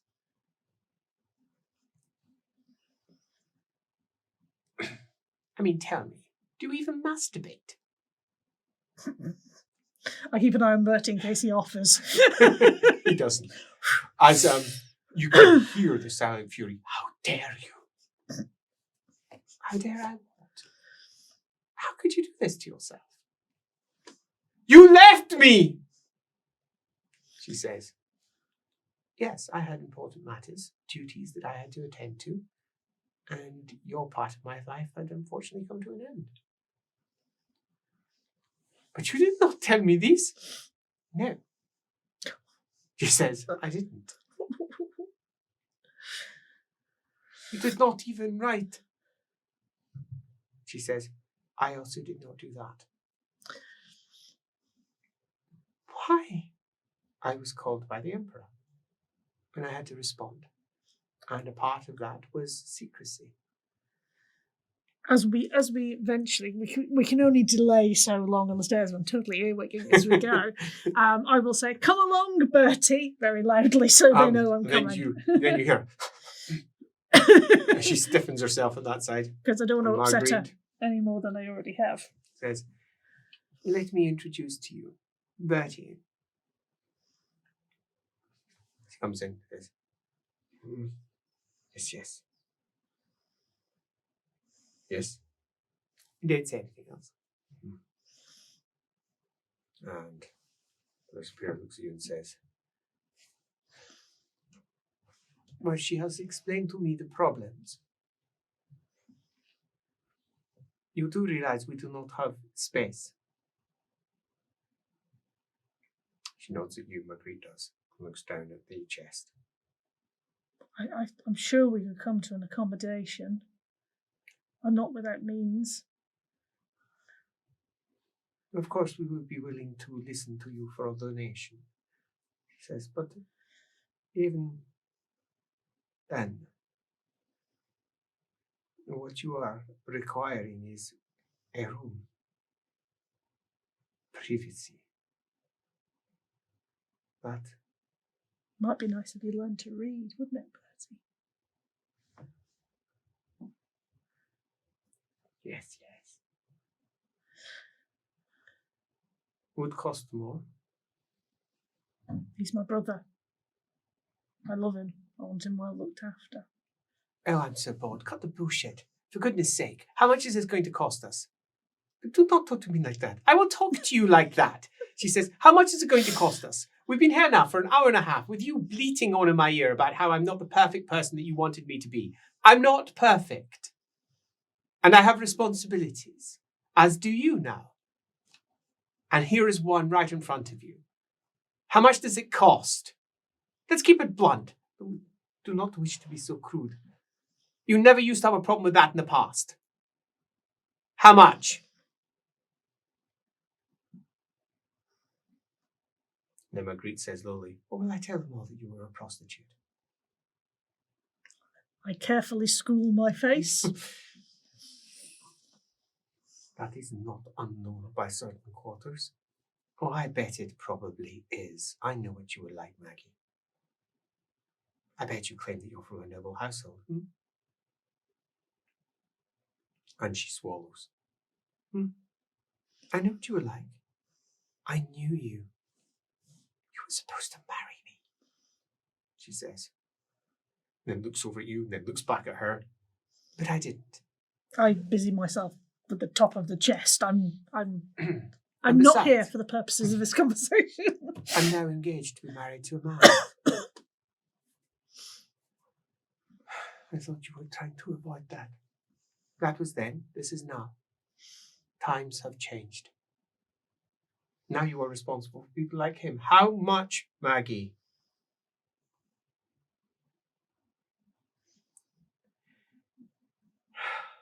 We have to feed. I don't care about the details. Just give me hard numbers. We don't have time. We have to be back in Altdorf. What do you mean you don't have time? You're not going to wait here. No. 100 crowns. For how long? A year. Unacceptable. She says, absolutely unacceptable. 100 crowns for a year? Ridiculous. 200. She says, Maggie, you're being vindictive. Please have mercy. It's not his fault. Looks at you. Do yourself a charm test. Christ. Does she fancy me? I said, doesn't go very well. I'm guessing whiplash. If I could intimidate her, I'd be fine, but I can't. But you do have a fortune, because at this point you have... Oh, I did have 2. Do you want to use a fortune point? Yes, I do. 2 successes. Plus, how many attractive do I have? It's been a moment. Plus another 2, so 4 successes. It doesn't add success as attractive. Does it not? Okay. No, it doesn't. It just changes things. All right. Okay. Go check your talent list. Advanced minimum charm test successes. Exactly. You just go 2 successes. All right. Okay. Yeah, if you wish to do so. So if you don't pass, you just go 2. Oh. If they're attracted to you, which is really handy. Super. Yeah. Good to know. Yeah, good to know. Really nice. Good talent. You keep changing the talents on me, Andy. I can't keep up. That was changed months ago. Oh, no. At the point of when this was supposed to be recorded, that was changed literally last week. Which is why I don't know about it. They said 6 months later? Shh. Right, so, that aside, she looks over. Listen, Mother Superior. She has money. We have coin. And all we're asking is that he be looked after for as long as you can.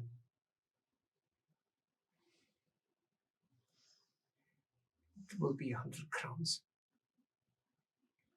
No, Maggie, we don't have that much. She says.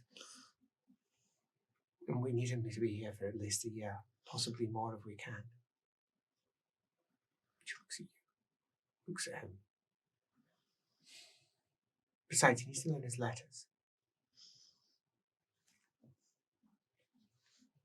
Is there even anything wrong with you? Well, I think you can make a pretty conclusive assessment on that one if we let him talk. She says, Birdie. You can talk. Yes. says, in Quakish. Right, Spiel. Oh, yes. Yes. He sometimes speaks. He says, In Birdie, she says, will you tell me what happened to you? He looks at you, looks at her.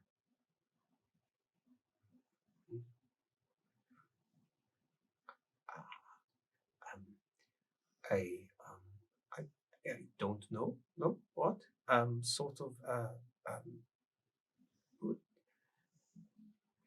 Ask nice again. Bertie, tell me, what are you afraid of? The masters! And drops down. Oh, no. It's okay, Bertie. You can get up. What is wrong with him? He is quite convinced that the beastmen that were responsible for the death of his parents are his masters. He speaks to them sometimes. Oh. That is terrible. Yes. We are here legitimately. You have a pressing need. Dusting off as he gets back up off the floor. As she blinks. I am so sorry. I am so sorry, Maggie. She says, it's all right, Maggie. I can understand. We have a history. We cannot take him in for less than 60 crowns. Not in the room that you have suggested. 60. 60. We could probably do 60. I think we can run to that.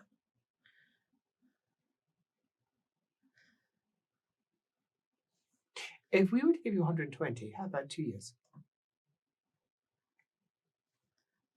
Maggie. Do you smile? Yes. 2 years? And tutelage and right spiel? How to read and write? Look at him. He needs it. Sad face. He does. Where is this money? Where do you think? It's on a lap. Sparkle, sparkle. You brought it with you just in a chest. What else were we going to do with it? Could have been robbed. I am a magister of the 8 colleges of magic. They would have been lucky. But just a single shot from an arrow horse. What danger you could have been in. Oh, don't give me any of your false concern now. It is not false. I don't have time for this, she says. Are you taking the money? But of course, the poor man, he will need to be looked after. Good. Perfect. There is some details we shall need. Yes, of course. Forms, I imagine. Points of contact, that sort of thing. I imagine there's a great deal that we're not going to be able to fill in about this, but there will be some parts that we can. Mm-hmm. I shall leave that to Brunhilde. Thank you. See, Bertie, you're going to live here. It's nice, isn't it? Yes. And you're going to behave yourself and be good. Yes. For the nice sisters. 2 hours later. Has he offered sex to anybody in that time? No, not at all. Good boy. 2 hours later. And you have seen him off to a small chamber at the end of a long corridor. And told him never to speak Quakish or discuss any of those things that he should never discuss. Fully aware that he probably will at some point. And that's fine because we've covered that. You've explained to the staff that he is quite simply delusional. Mm-hmm. And all manner of horrific delusions rip through his life. Mm-hmm. The sisters are very sad to hear this. You have filled in paperwork. You don't have an address that you can easily lay down for contact. So you go with about the only address that you know. The sewer jacks. Mm-hmm. Back in Midnight. It's the only address you know, and it's somewhere that you could go to, and if there was a letter addressed to Brunhilde, it might get to you, because you went by the name Brunhilde there for a long time. I did. And it might get to you. Brunhilde Weiss then. Mm-hmm.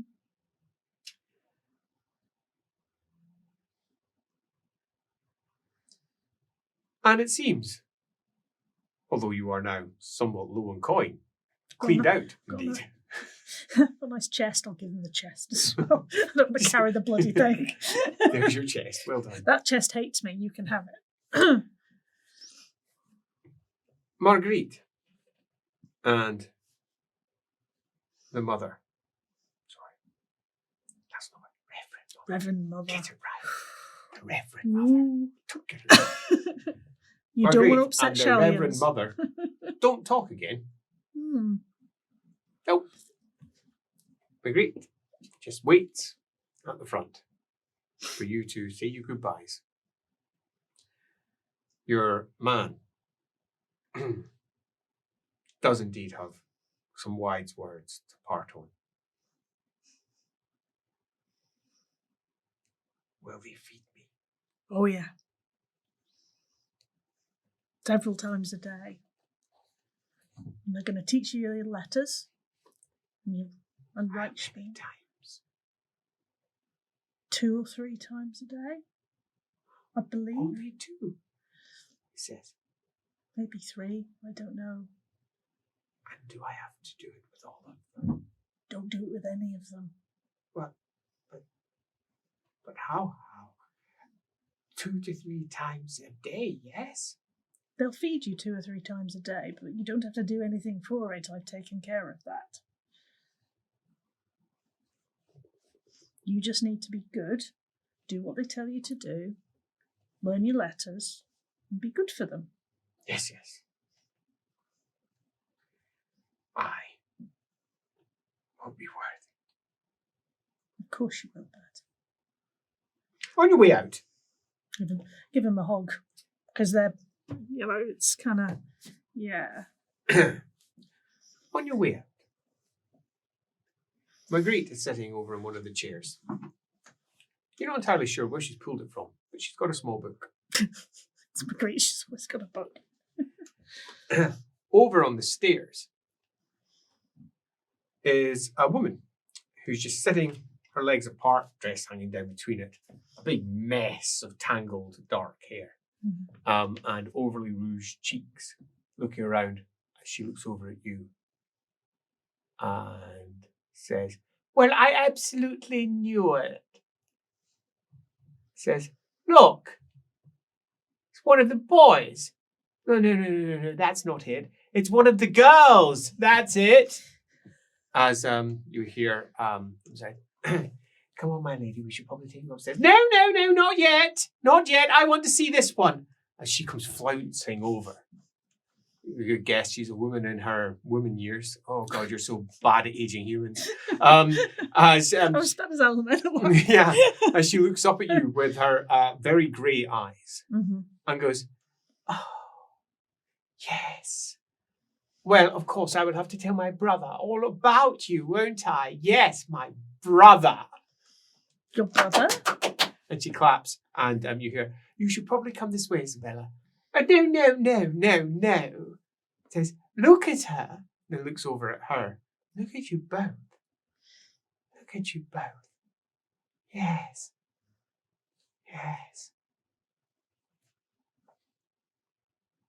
She comes in close and then says, with a whisper, "You white rat." "No. A wolf in rat's clothing." And then she gets pulled.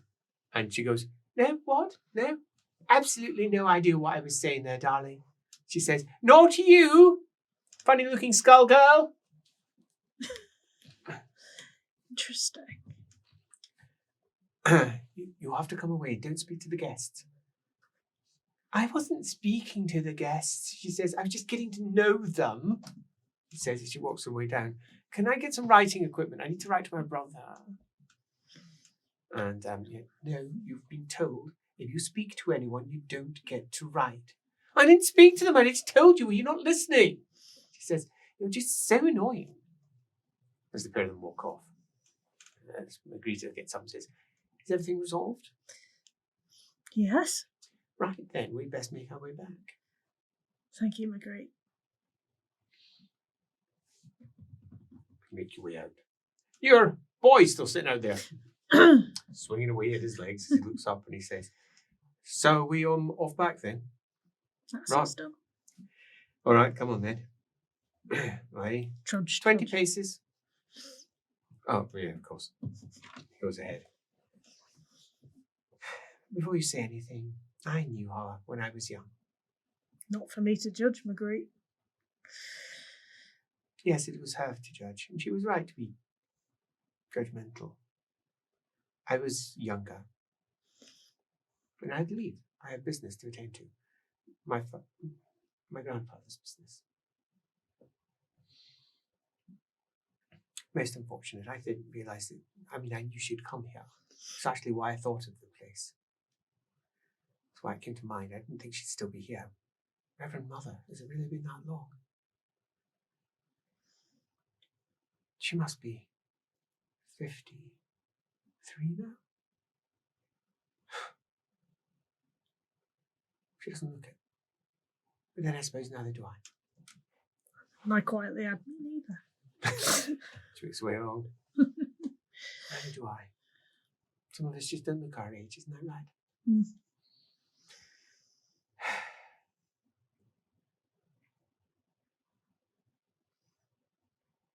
I got taken out of the college because of her.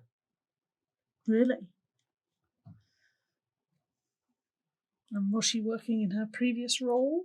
No, not by that point. Oh. She had scammed her way into the employment of, the patriarch of the Amethyst Order, working as a servant. That's where I met her.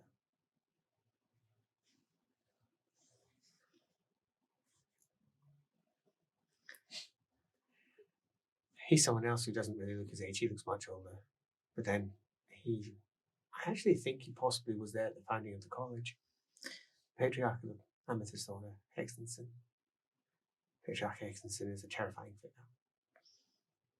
Would magic do that to you? Or is it just your magic that does that? I'm not entirely sure. I like to put on this face of understanding it all, but there are competing theories. My grandfather is alive because of necromancy. If I'm being honest, so am I. Hmm. I've died 3 times. She says, Really? Impressive. don't tell Gerhard. Oh, don't worry. He doesn't listen to me anyway. 3 times. And he brought me back. Does it hurt? Yeah. Hmm. He killed me once. To Really? show it. What lies beyond. Hmm. And what does lie beyond? It is worse than you can possibly imagine. Hmm. It is worse than you can possibly imagine. And it is endless. What we do here in the mortal realms. What I did at Wittgenstein. In the Order of Horror does not even rate. He did that to show me what lay beyond so he could show what we were fighting against.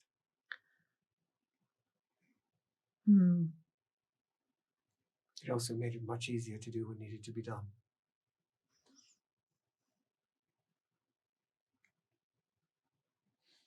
I do not recommend.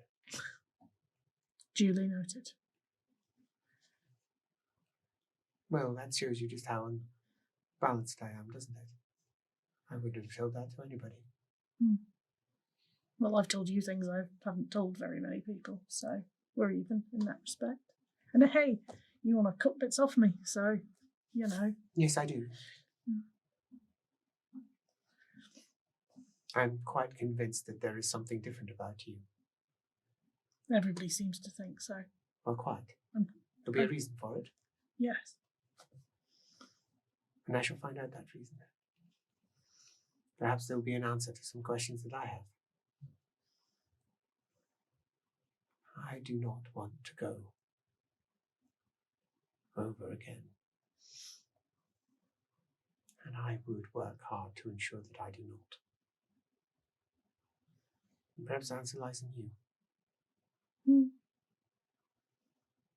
Well, we're both long-lived, so... As it turns out, not quite as long-lived as you thought. After all, I've died. But you've come back.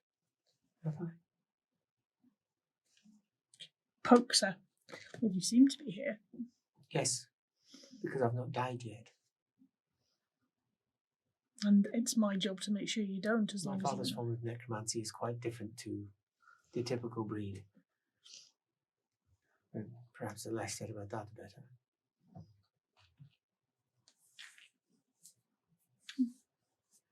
I'm actually disturbed. I do not like thinking about my grandfather, not my father, my grandfather. Get that thought out of your head, McGreet. I am quite beside myself. I didn't expect to see it. I hadn't really thought about her for, well, several decades. I mean, I knew the letters were arriving, but I had them screened, so I just stopped thinking about them 15 years ago, 20. You didn't miss her? No. Not until now. Well, at least you know where she is now. Oh, I'll never see her again. Never say Source never. of weakness. No, absolutely not. Never see her again. Mm. She would endanger my soul. I have purpose. And if one does not stick to one's purpose, well, if I do not stick to my purpose, I am damned. I have very limited time. And of course, all of us have very limited time. But I'm aware of what comes next. And that makes what little time I have seem so much less.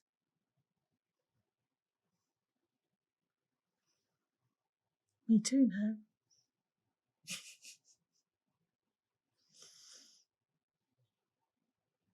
Well, I suppose, she says, there is one grey cloud around all of this. And that is the close association with Alaminoweth. Perhaps if we are to die in her presence, we'll be able to slip free, our soul invisible, as it drifts into the other side. Maybe that's the answer. She, however, I do not think would allow me to cut her up to find out. Nor do I think it would make any difference, if I'm to be honest. No. Elves aren't like other folk. No, they're not. I feel like I'm unburdening on you, Birdie. This is most unlike me. That's all right. Nobody to tell.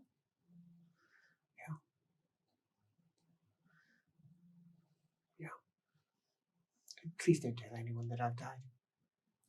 Why would I do that? I don't know. It's a taboo subject. For obvious reasons. My father has legal right to do what he did. What happened was not illegal, strictly speaking. He had an imperial writ.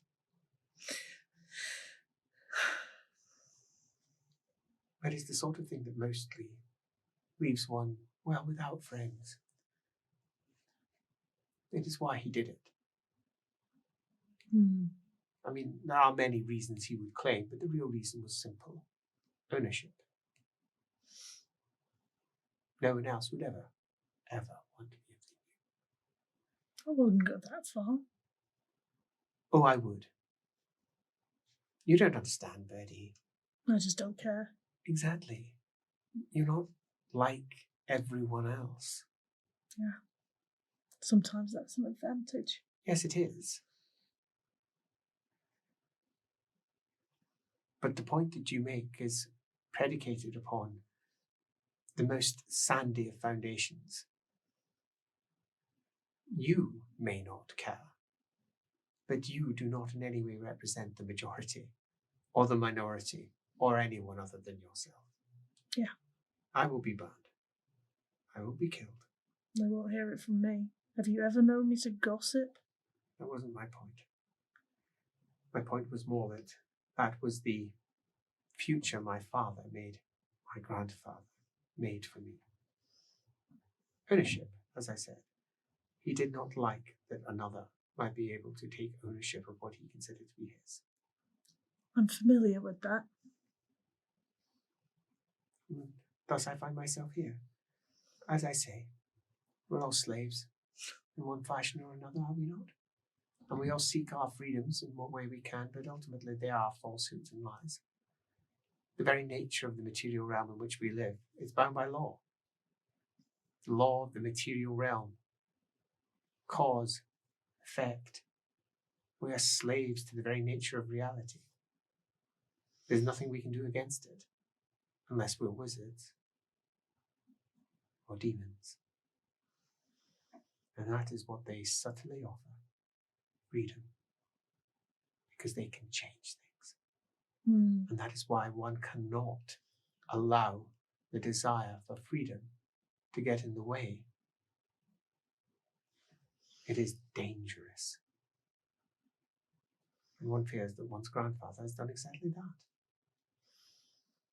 He has traded one form of slavery for another, under the guise of supposed freedom. It doesn't exist, Birdie.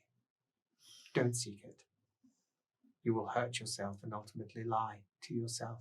You're not going back under. Yeah, that's a completely different request.